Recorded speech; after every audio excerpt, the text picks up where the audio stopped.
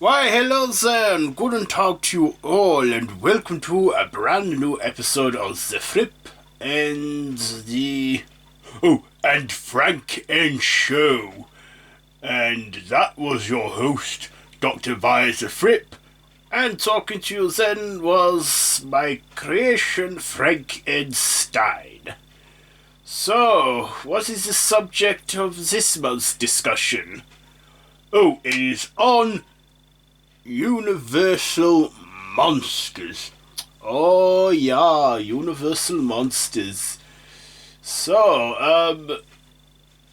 I can tell you a good deal of Universal Monsters, such as the first time I saw one was in the theaters. I was 12 years old, and it was The Creature from the Black Lagoon. I remember it being quite scary and unsettling, but I enjoyed it a lot. And, of course, I saw, as well as a young boy in the cinemas, The Thing from Another World, which was done by Universal Pictures. But Master, wasn't that with Kurt Russell? Yeah, if you let me finish.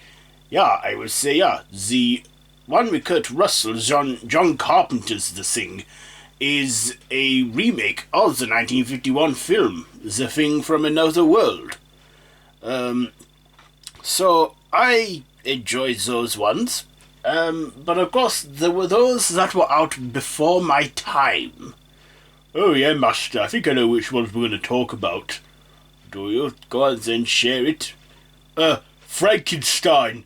1931, Boris Karloff, Colin Clive. Yeah, that is right. Directed by James Whale, who is a fine director in the horror. He directed most of the sequels for Frankenstein, and even The Invisible Man, the 1933 film, with Claude Rains. Oh, is The Invisible Man a Universal monster? I would say so, yeah, as he, was in that, genre. He became part of the Universal Monsters universe. But of course, we can't go any further without mentioning Dracula. Oh yeah, Master Dracula. That had no music playing apart from the opening scene when they showed us, the credit, and it plays Swan Lake. Yeah, this film was actually the first ever horror film in history to feature sound. Before that it was all the 1920s, the silent era, like Nosferatu, The Phantom of the Opera. Was The Phantom of the Opera Universal? Yeah, I think it was. So, we had that and The Phantom of the Opera, and Dracula was the first one with sound, and that was Bela Lugosi.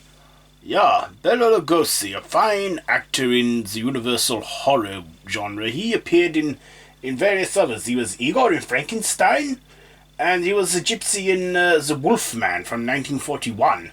Oh yeah, Master, that was made before your time, wasn't it? Well, a year before I was born. So... do excuse me. They had The Wolfman, and they had the sequels to Frankenstein out as well, like The Bride of Frankenstein in 1935, and The Son of Frankenstein, in the original Frankenstein franchise. They also did Dracula sequels. And then they did a film where they crossed them all together, isn't there, Master? Yeah, like the Horror Avengers. Yeah, that is what they had back then. And of course, looking at Universal Monsters, they've gone on to inspire a franchise of parodies and stories, like parodies, like Young Frankenstein.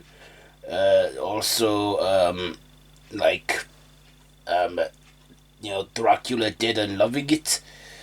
And of course, they've inspired remakes in the 90s. We got Bram Stoker's Dracula, we got, Mary Shelley's Frankenstein, and then we got, the 2010 remake of The Wolfman. Um, and of course, all these Universal monsters were all inspired by, um, you know, literature in horror. I mean, without Mary Shelley or Bram Stoker, we would have not had the films, the adaptations, Frankenstein and Dracula. Like Mary Shelley's book, Frankenstein, the Modern Day Prometheus, in 1819? Is it? 1818. Um, and then there was, Bram Stoker's Dracula that came out in 1897. And Dracula was adapted to plays. There was that one, Nosferatu. Yeah, you said that was a rip-off of Dracula, and that Bram Stoker's widower forbid the film from being ever released, and they had to destroy it. But there were those that kept the film, and it's still alive today. Yeah, it is. Yeah, it is. We have, we have a lot of gothic horror writers to thank for this, because, Universal Monsters. I say it's the original, one of the original films, to my knowledge, of Universal Monsters is, it is the film The Wolfman. I don't recall that ever being in literature. I imagine the film was inspired by folklore in Europe. Folklore in Europe. And we got, what about The Hunchback of Notre Dame? Now, The Hunchback of Notre Dame. See, the silent movies, I think the only person that kind of made them good were Lon Chaney, a great actor who was a man of many faces, and he applied a lot of his makeup and prosthetics himself, and he would sometimes be uncomfortable doing these things. He would be very uncomfortable, and he would sit for hours a day in his makeup. He even had a sculpture of his face. I know I may be talking a bit too much, but you see, I have a good knowledge of the Universal Monsters. Franken here, you have only seen these films once a few times, because they're still very young, aren't you, my boy? Oh, yes, master. But I don't mind listening to you talk. I hope our listeners don't mind listening to you talk. After all, we are in our final season, and we don't have many episodes left to go. I know, my boy, but let's not dwell on what will be. Let's just dwell on the now, what we're doing now. So, we had Lon Chaney portray the Phantom in The Phantom of the Opera, which at the time was very scary and unsettling when the Phantom took his mask off. We also had The Hunchback of Notre Dame, which was also Lon Chaney Jr. I don't know if that was horror. I haven't really seen that one for a very long time, not since I was a young adult, a youth. And also, there was his son, Lon Chaney Jr., who was the original Wolfman. Yeah, he was the original Wolfman, Lon Chaney Jr. Yeah. Yeah, we, had that, the Lon Chaney Jr. And of course, we can't forget Boris Karloff, who didn't just be Frankenstein's monster. He was also in the original Mummy film from 1932. Ah, yes, The Mummy. 1932, The Mummy, where he portrayed Imhotep. And of course, a lot of people forget that the 1999 film with Brendan Fraser is actually a remake of that film from 1932 with Boris Karloff. And of course, Boris Karloff is a fine actor too. Best known by his stage name, Boris Karloff. He was originally named William Henry Pratt. So, he was, he had a lot of names under his belt. But it wasn't until Frankenstein when he became an overnight success, and I heard that with the makeup, he sat for hours and hours a day in the hot California sun. And he was so uncomfortable, but back then the actor got no say in how they treated, and they didn't get paid very much too. So, back then they hadn't got the digital effects we have now. So you got to give it to them, for all the stuff they did. Yeah, like in Dracula, when he's turned into a bat, we never actually physically see it on screen. We sort of see it off screen, him like fly as a bat, like a puppet. And then the camera cuts to like the woman sleeping, and then Dracula goes up to it. We obviously that was must have been groundbreaking at the time. Yeah, groundbreaking at the time. And of course, like I say, my earliest one is the Creature from the Black Lagoon, which of course is a Universal monster as well. Yeah, master, it is. And of course, Universal monsters went out into other decades, like the 70s. Like Jaws. Does Jaws count, master, as a Universal monster? Yeah, I would say so, yeah, because it was done by Universal Studios in the 70s, based on the novel by Peter Benchley. And then, of course, there was the Thing remake that you said that was an absolute flop when it first came out. It was a flop. It was clashing with E.T. that year, and yeah, it just went under the radar, but gained a cult following, and then in the cult years it gained a prequel, which was titled also The Thing, which I thought was a good prequel, but The Thing, the John Carpenter's Thing, they had good effects to say it wasn't computer generated. And then there was the 90s, Dracula, Bram Stoker's Dracula with Gary Oldman. I was about to say Gary Newman, because you've been listening to him since I told you about him. Oh yeah, master. I've also, there is also Mary Shelley's Frankenstein with Robert De Niro as the monster and Kenneth Branagh. And then there is the 2010 remake of The Wolfman. I have to say that the 90s films, Bram Stoker's Dracula and Mary Shelley's Frankenstein, they are more closer to the original stories than the actual films. I think the films were set in I don't know, in the modern time or something, around the time the films were made. But, in the 90s we had better technology and better, things, visuals, so they made it more truer to the story, I think. Of course, we've had collaborations with these before. We had, the Monster Squad in the 80s, where it was Dracula, the Wolfman, Frankenstein's monster, and Creature from the Black Lagoon, and the Mummy. All of those coming together, and the kids had to stop them because they were like the Monster Squad from the 80s. Oh yeah, master, I think that's very underrated. It doesn't seem adult. It seems very family friendly, that film. Yeah. But of course we can't forget some of the fine directors in the Universal horror. We got Todd Browning, who did Dracula, and he went on the following year to do Freaks, which got banned. Was that Universal? I don't think so, but, well, I don't know. I've not really looked at that much. But we also had James Whale, who was a fine director as well. He directed the Frankenstein franchise and The Invisible Man. He must have had a hard life because, he was a homosexual and he didn't really get to be himself, did he? Because of the laws they had back then. Oh yeah, I know, but at the end of the day, sexuality is what it is. In this one, the Wolfman. I just looking here. The Wolfman also had Claude Rains in it, who was the Invisible Man in the 1933 film.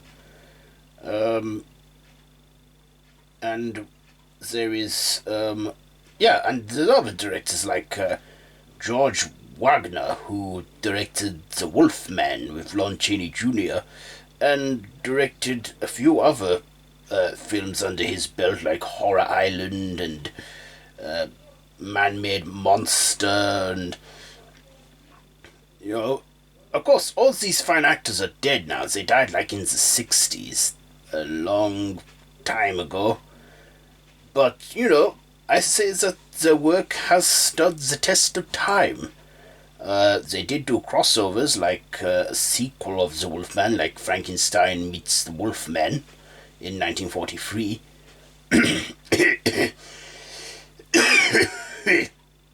Oh, Master, are you feeling alright? I'm fine, my boy, I'm fine. I'm just, I'm stable, but I'm still not well. Oh, yeah. Sorry, listeners. My master, as you probably know, is, very sick, and he hasn't got a lot of time left. But we're making the most of the time we got, haven't we, my boy? Okay, so, next, we got Roy William Neill, who directed Frankenstein meets the Wolfman. And we also got, and in this one, Boris Karloff did not reprise the role of Frankenstein's monster. It was Bela Lugosi, who we all know as Dracula. Did he get typecast as Dracula and in the end he went a bit insane?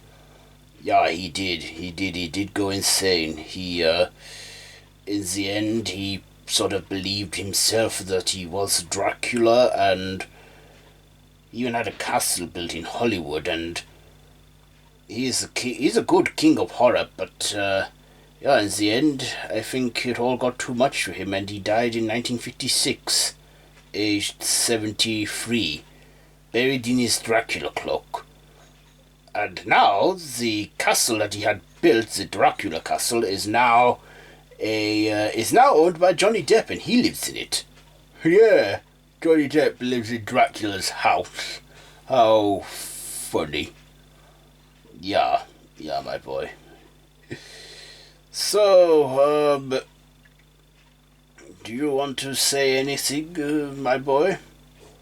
Well, I like the Universal Monsters, and of course, in 2016 we got The Mummy, which was a reboot with Tom Cruise. Of course, that film failed miserably. Oh, I can't forget, we knew Dr. Jekyll, Mr. Hyde. That was a Universal Monster film, wasn't it? It was done by Universal Studios, yeah.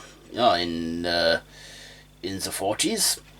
And he also made an appearance in the Mummy film, played by Russell Crowe. The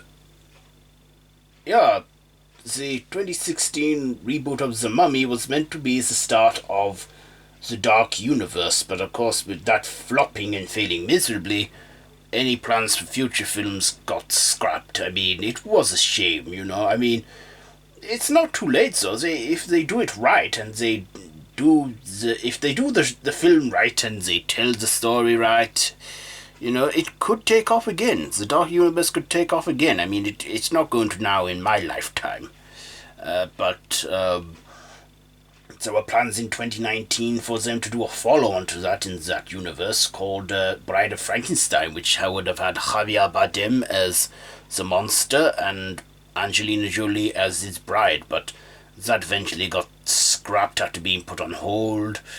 Yeah, it's a shame, but, I'm still hoping that there will be a Dark Universe for modern audiences, because I think we're in an age of franchises now where everything has a cinematic universe.